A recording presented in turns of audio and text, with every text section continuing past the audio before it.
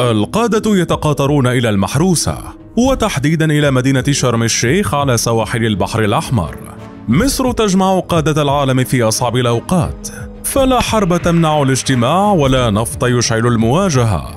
هنا سيجلس الجميع ليناقشوا ما يحدث في الكوكب، ومصر أمام تحد كبير لتثبت للعالم أنها عادت من جديد وللأبد.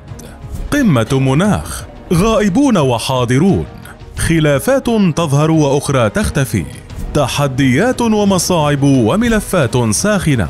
ماذا ستشهد مصر يوم 8 نوفمبر؟ كاب 27 معا نحو التنفيذ.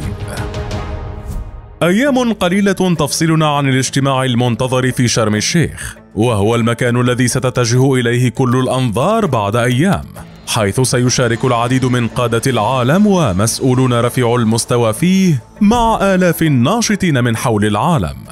المؤتمر هو مؤتمر الأمم المتحدة بشأن التغير المناخي، والذي لم يحدث للمرة الأولى، فهو قمة سنوية تعقد كل مرة في دولة مختلفة تحضرها 197 دولة، وذلك من أجل مناقشة تغير المناخ وما تفعله كل دولة لمواجهة أبرز المشاكل المناخية. إذن القمة روتينية ولا تختلف كثيرا عن أي قمة سابقة، فقد انطلقت سنويا منذ العام 1994، وذلك بعد توقيع اتفاقية الأمم المتحدة الإطارية بشأن التغير المناخي، وهي معاهدة للحد من تأثير النشاط البشري على مناخ الكوكب.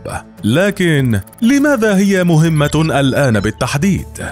في الواقع تأتي قمة المناخ في هذا العام بوقت حساس، إذ يعيش العالم أزمات متلاحقة، أكبرها وأشرسها الحرب الروسية الأوكرانية التي انطلقت منذ 9 أشهر ولم تتوقف حتى الآن، والتي بدورها خلفت الكثير من التوتر بين دول العالم، خصوصا بين أمريكا وحلفائها وروسيا، ما دفع الكثيرين لانتظار تلك القمة ليشاهدوا القادة المتخاصمين وجها لوجه. لكن في الحقيقة تلك الحرب والتوترات دفعت البعض منهم للاعتذار عن الحضور.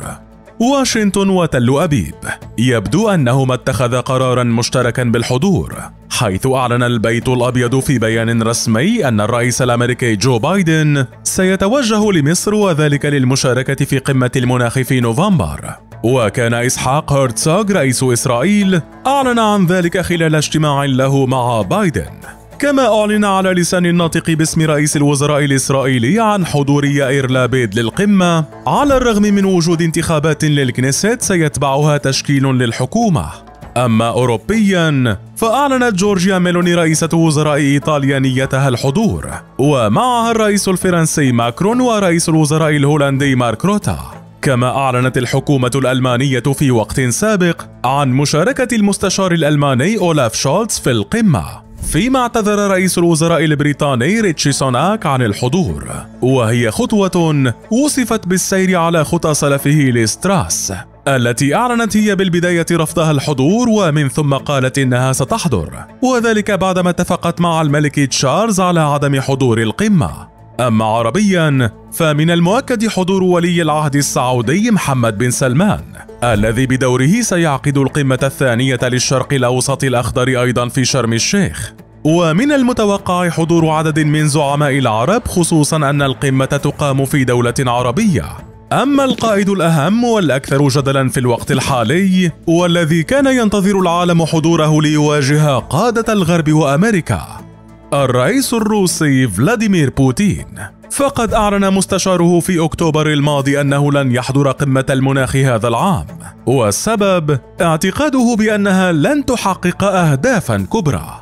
ومع الغياب والحضور والقلق العالمي، تواجه مصر تحديا حقيقيا خلال القمة، يتمثل في دعوات جماعة الإخوان المسلمين للتظاهر يوم 11 من نوفمبر خلال انعقاد القمة، حيث أطلقت الجماعة وبشكل مكثف عشرات الهاشتاجات عبر مواقع التواصل التي تدعو للتظاهر أمام قادة العالم، في محاولة منهم لإعادة البلاد لنقطة الصفر والسيطرة على الحكم مرة أخرى.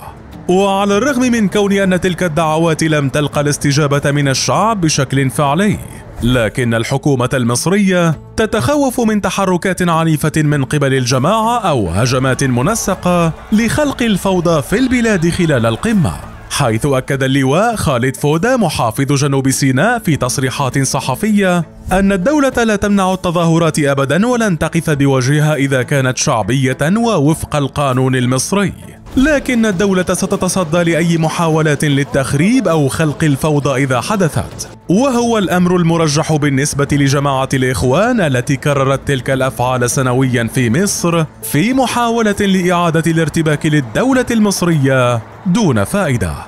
قمة المناخ ستناقش 4 أهداف أساسية، وهي تعريف العالم بالمشكلة التي يواجهها المناخ وتعريف الشباب ببعضها. أما الهدف الثالث هو التعرف على ثقافات مختلفة مثل غابات الأمازون والهنود الحمر. والهدف الرابع هو تجميع كل ما حدث في السنة الأخيرة وتقديمها في ورقة واحدة يتم تسليمها لرئاسة كاب 27.